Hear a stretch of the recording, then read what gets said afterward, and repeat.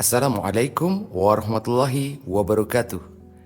Berjumpa kembali dengan gue Fikar Al-Fayed, dan dalam konten ini gue akan mengajak kalian untuk berpartisipasi.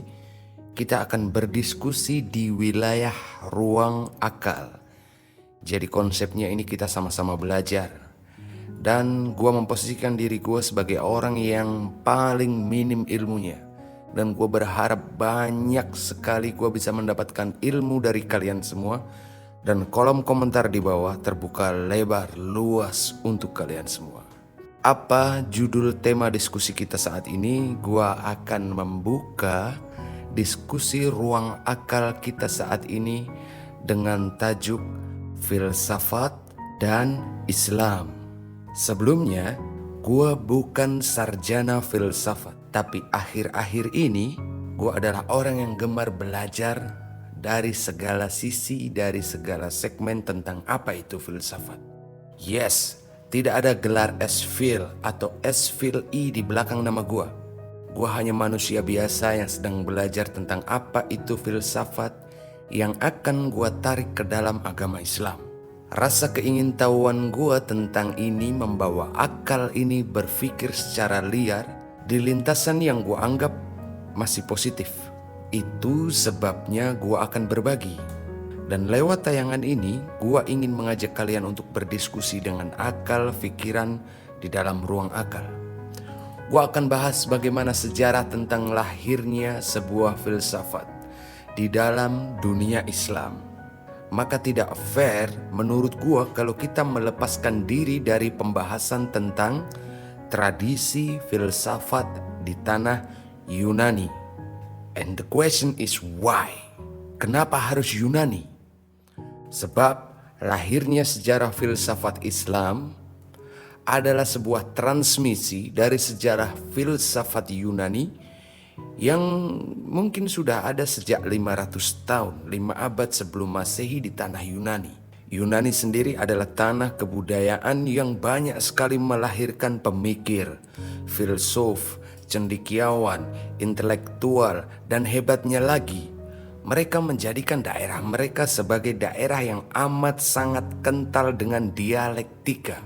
Nah, sekarang banyak orang yang bertanya termasuk gua pada awalnya, apakah ilmu filsafat ini hakikatnya akan menjauhkan kita kepada Tuhan atau justru mendekatkan kita kepada Tuhan?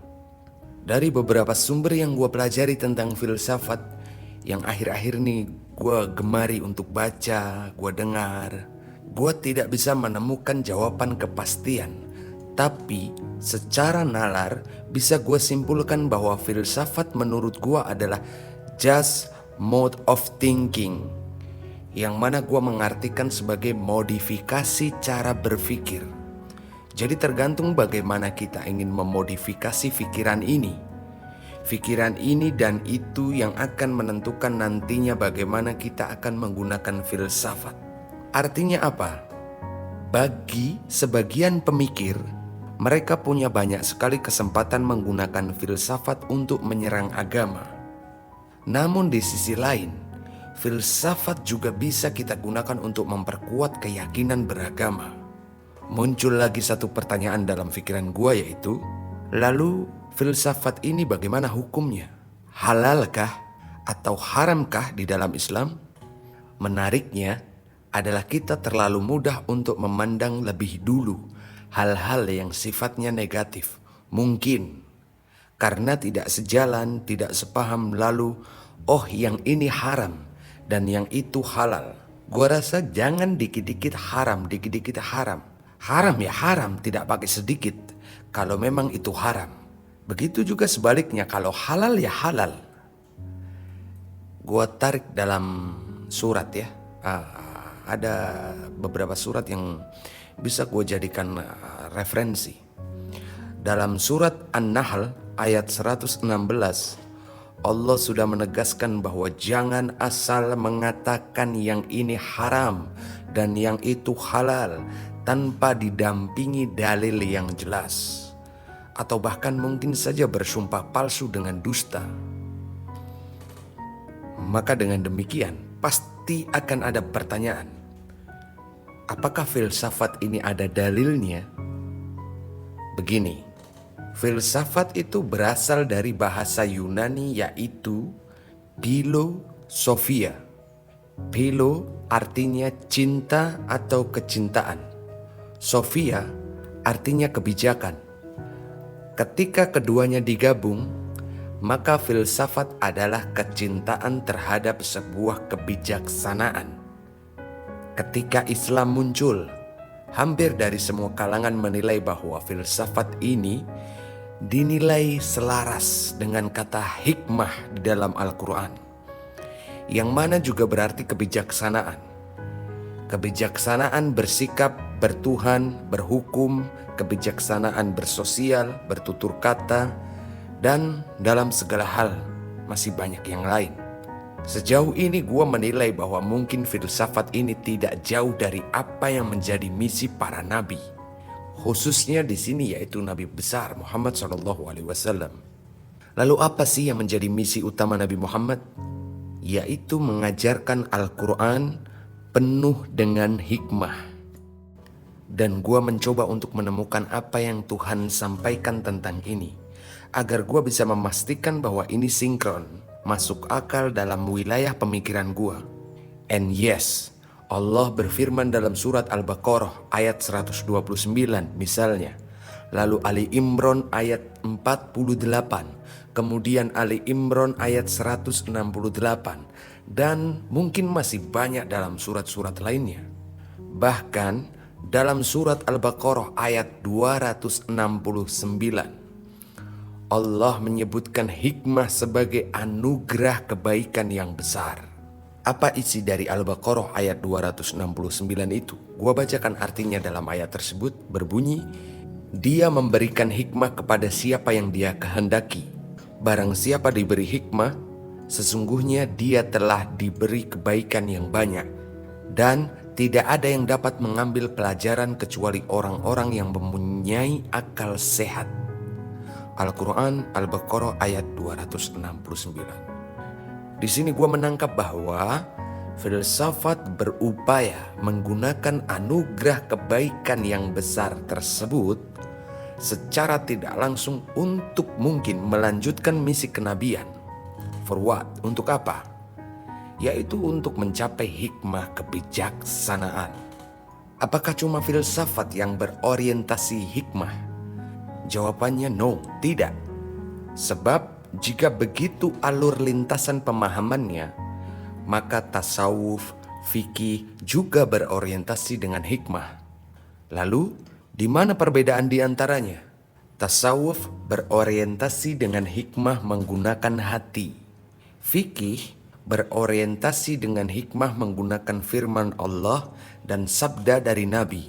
Kemudian filsafat berorientasi dengan hikmah menggunakan akal.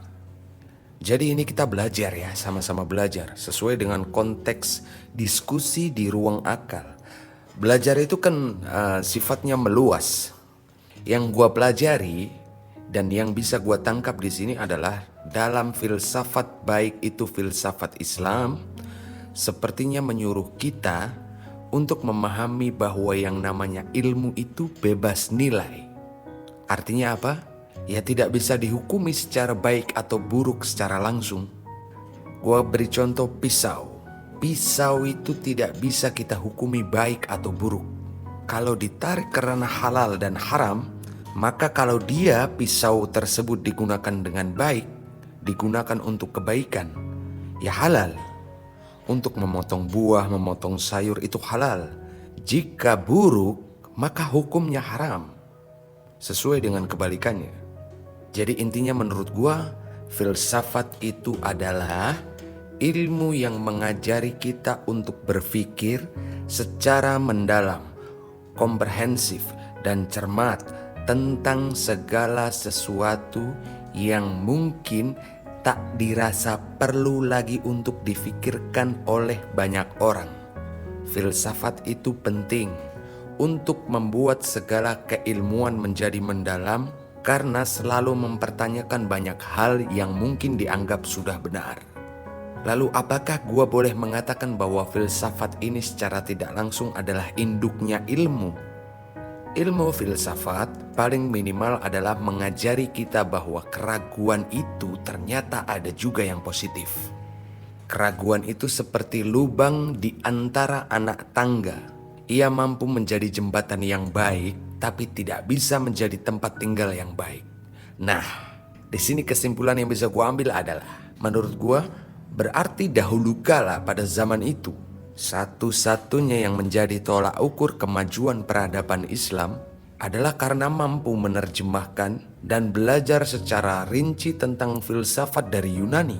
Namun tidak serta-merta ditelan mentah-mentah. Ia mampu diterjemahkan kemudian dimodifikasi sedemikian rupa sehingga mampu menjadi corak dan warna yang baru dalam dunia filsafat. Sehingga kini ia dikenal sebagai filsafat Islam.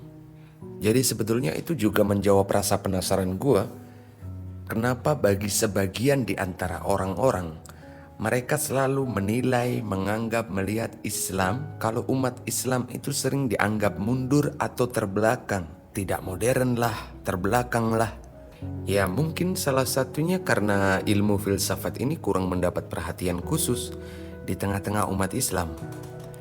Tapi kita semua tahu bahwa sekarang saat ini hampir semua kampus bahkan di luar negeri atau di dalam negeri, hampir semuanya memiliki fakultas filsafat. Jika ada pertanyaan, dari satu keyakinan ke satu keyakinan yang lebih, apa yang harus kita lewati? Maka yang harus kita lewati yaitu keraguan. Keraguan. Dan itu biasanya seringkali memantik beragam pertanyaan, lalu menganalisa untuk mencari dan menemukan atasnya sebuah jawaban yang akan membawa kita kepada sebuah kebenaran yang satu step lebih tinggi, minimal untuk kita yakini. Dan gua rasa seharusnya begitulah sebuah peradaban berkembang dengan filsafat. Terlepas dari benar atau salahnya pemahaman gua, wallahu a'lam bishawab. Gua Fikar Al-Fayed, mari berdiskusi di ruang akal. Tuliskan apa yang menjadi pemahamanmu tentang ini di kolom komentar agar mampu menjadi penambah ilmu baru bagi kita semua dan bagi gua. Terima kasih. Gua Fikar Al-Fayed. Assalamualaikum warahmatullahi wabarakatuh.